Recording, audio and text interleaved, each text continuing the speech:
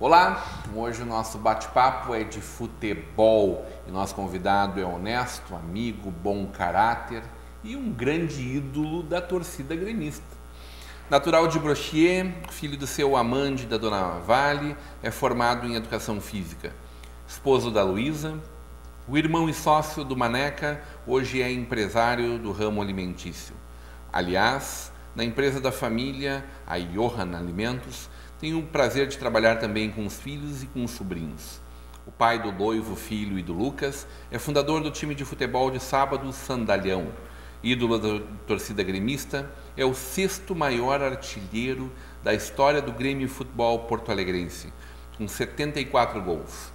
Mesmo número de Renato Portaluppi. Ele é um imortal. Hoje teremos uma conversa de peso com Loivo Ivan Johan. Seja muito bem-vindo, seu Loivo. Grande Loivo. Salve, Loivo! Eu não te vi jogar, Loivo, mas deu muita alegria para meu pai, para uma geração. E é um prazer poder estar na tua frente, assim, podendo conversar frente a frente contigo. Rodrigo, foi um prazer muito grande. Vou grande. tietar bastante aqui hoje como bom gremista, tá? É um prazer muito grande participar desse teu programa, muito assistido por muita gente. E eu fico feliz desse convite. E estou à disposição para nós conversarmos, trocarmos ideias, tem bastante história para contar. Uma linda história de vida, né, Loivo? É verdade, a história... Natural de Brochier, foi estudar no internato em Montenegro. Eu vim, exatamente, porque naquela época em Brochier só tinha o primário, não tinha o 2º grau.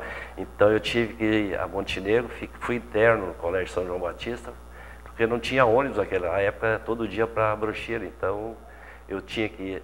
Eu ia daí domingo, eu ia sábado para casa, só tinha ônibus em sábado para Brochier.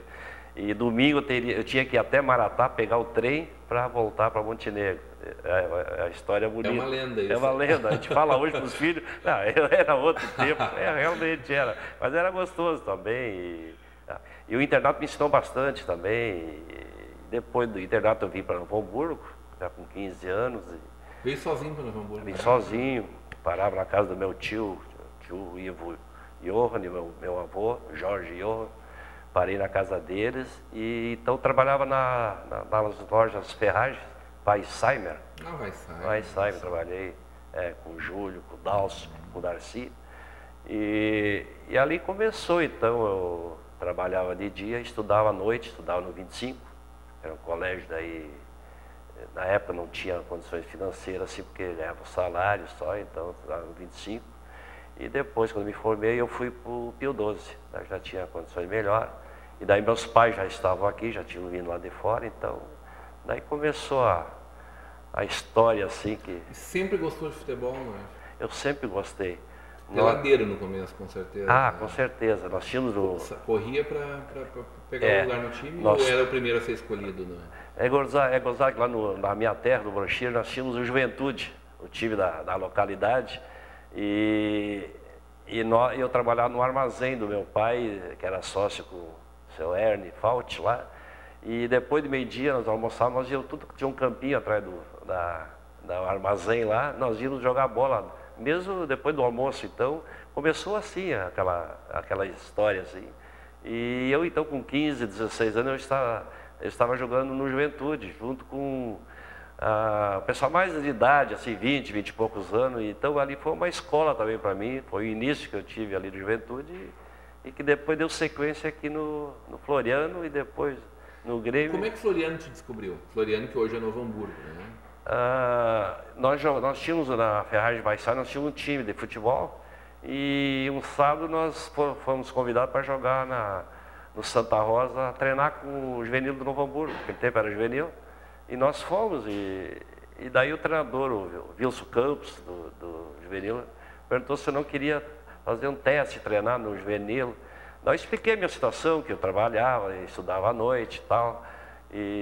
Mas daí eles foram lá falar com o Júlio, com o Dalcio e o Darcy, se eu pudesse sair um pouquinho mais cedo para me treinar. Então eu saía às 5h30, 6 horas da empresa, eu ia para o Santa Rosa treinar sozinho, dando volta em campo, e de lá eu ia para o 25. É uma jornada tripla de trabalho. Então eu acho que serve de exemplo os jogadores novos hoje que querem ser jogador de futebol. Eu acho que, acima de tudo, eles têm que se privar de certas coisas. Porque o jogador de hoje, ele quer jogar futebol ou ele só quer um contrato gostoso, polpudo? Eles querem um contrato polposo, né? Então, treinar, só querem usufruir de coisas boas, mas aí tem que algumas coisas relegar, saídas sábado à noite até voltar de madrugada, a própria bebida. Então, é complicado, tem que se privar tudo isso. E hoje... Como é que vocês lidavam naquela época com essas coisas? Com a noite, com a bebida de álcool, com cigarro?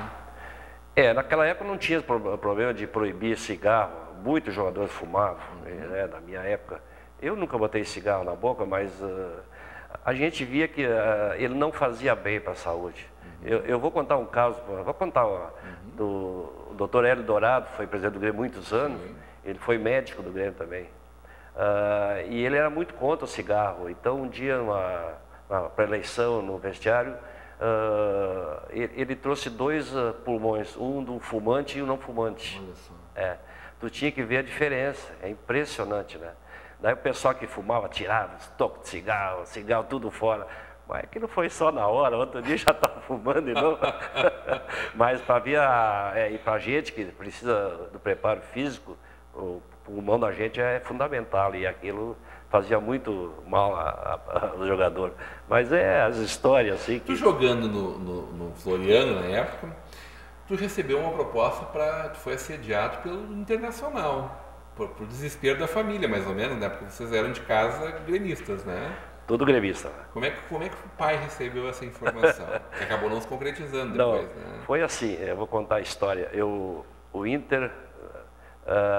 que tinha interesse em mim, daí... Isso foi 67, mais ou menos. 66. 66. 67 que eu fui. E era para me encontrar com o diretor do Inter, que eu não me lembro o nome agora, na Rua da Praia, em Porto Alegre. E eu fui de Novo Hamburgo, peguei o ônibus, mas eu não conhecia nada em Porto Alegre, né? Eu sei que eu cheguei lá, não vi ninguém, peguei o ônibus e voltei. E à noite o Grêmio veio comprar o falecido Ari Ercílio e soube do interesse do Inter. Então aproveitou, perguntou se o que custava o meu passe e tal. Eu sei que no fim o Grêmio deu 2 zagueiros, Altair e Oscar, em troca de eu ir para o Grêmio. Então foi no mesmo dia isso? No mesmo dia. Então foi... Maravilha. Então, quer dizer que por um desacordo, por um desencontro... Um desencontro, talvez não tenha ido para o Inter. Fez a alegria do velho, então. E a verdade é a seguinte, que eu daí fiquei 10 anos no Grêmio, eu fui hexa e fui campeão nessa. E depois pegamos a fase também difícil, que o Inter formou um time muito forte. Foi campeão em 68? 67, 68. Ali foi hexa e época. E aí depois não ganhou mais nada. E depois 69, não, 70 no Olímpico, nós estávamos o Grenal decisivo, nós tínhamos que ganhar para ser campeão. O Gainete era o goleiro do Inter, eu fiz o goleiro, há 700, quase 800 minutos sem tomar gol. Nós tínhamos que ganhar para ser campeão. E daí nós saímos ganhando 1-0, eu fiz ainda o gol. E daí nós tínhamos o goleiro Breno, que foi queimado naquele Grenal, ele tomou um gol de falta do Valdomiro, lá da intermediária, um gol assim, e nunca mais jogou. E aquele gol foi decisivo para o Inter ser campeão. Então, é umas coisas que marcam a gente. Assim, depois teve a sequência até 76. Aí teve sequência do Figueiredo, Falcão, Carpegiani, Lula. Um período bom para jogar, mas difícil de sair na rua. Porque naquela época o Campeonato Brasileiro não valia tanto, era mais importante o gaúcho que o brasileiro.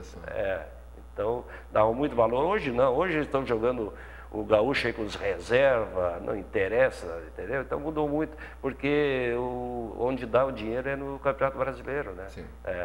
A prova está que agora a briga pelo G4 aí, está todo mundo querendo. Porque... O pessoal fala que gauchão não vale nada, mas para nós, torcedor, vale não, sim. Vale muito. Eu lembro de 67, quando nós voltamos nós somos campeão em Pelotas, contra o Brasil, 1-1.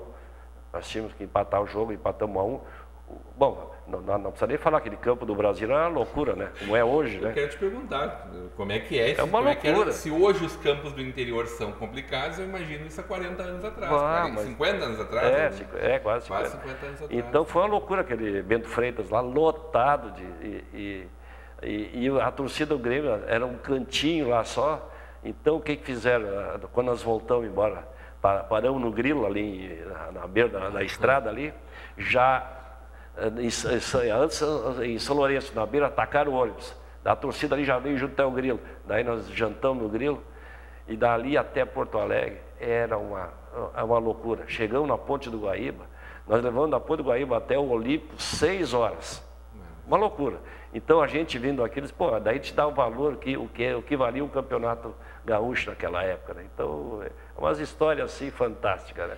Campeonatos internacionais também, né? Tu tens algumas conquistas aí que foram muito valorosas. Temos, sim. Jogar contra a River Nacional e ganhar sempre é uma alegria. Sempre alegria, o River principalmente. O Nacional era mas o River, na reinauguração da Fonte Nova, em Bahia, nós fomos campeão, ganhamos 1-0 do River, também fiz o gol. E foi um título também para nós, foi muito importante na época, assim. E muitos, quanto nacional, então, seguidamente se jogava. E tem vários títulos dessa categoria, assim, de Taça Wings. Sempre é bom jogar e ganhar do argentino e do uruguaio, né? É uma barbada, é brincadeira, né? Eles não aceitam muito. A guerra com os argentinos, então não vai terminar nunca, né? Não vai terminar. Não vai terminar. Cada vez se alimenta mais. Mais ainda, Então é fantástico, eles são... E jogar lá não é muito fácil, não. Eles são catimbeiros, é difícil. Mas... A gente aprendeu muito desse negócio que não é tão bacana, né? Hoje está muito cai-cai a coisa, né? Mudou muito, sim, o futebol mudou. Hoje o futebol está muito elétrico, na correria, assim, né? Então, aquele tempo havia mais jogadas concatenadas. Foi que eu falei que tinha jogadores que na época não ia para a Europa, ficava todos aqui, então a qualidade... Eu estava falando isso antes, acho que nós entramos no ar. Hoje em dia o Loivo teria jogado nos grandes clubes da Europa, se fosse nos anos 2015. A gente não quer ser saudosista, mas eu acho que sim, porque na época, assim, por exemplo, jogar contra o Rivelli no time do Corinthians, do Palmeiras, que tinha uma academia fantástica, né? Luiz Pereira, Leão no golo, Zeca, lateral esquerdo, Dudu, Ademir da Guia, César, centroavante. Então era um time... Joguei contra Garrincha, ainda Pelé. Poxa, o Pelé... Então eram jogadores que não saíam do Brasil na época. Então hoje qualquer jogador está indo para Portugal, na Europa, Ucrânia. Mais de 400 jogadores em Portugal, né? Então incrível. Então hoje abriu muito o mercado. Então, claro que isso é bom para o jogador, porque hoje o faturamento deles é espetacular jogando na Europa. Então, e hoje tem que levar muito a sério, porque é uma profissão rendosa que eu sempre digo, se jogasse hoje no Grêmio, com 10 anos de Grêmio, não vai trabalhar, né? Deu para ganhar alguma coisa naquela época ou realmente era muito ruim? Não, deu. Claro que nem compara com hoje, mas dava sim. Mas é assim, por exemplo, te comprar um apartamento, tu levava um ano, um apartamentozinho pequeno, modesto. Hoje, jogador, depende do jogador, compra por mês um apartamento, né? Então, essa é a diferença. Mas dava sim.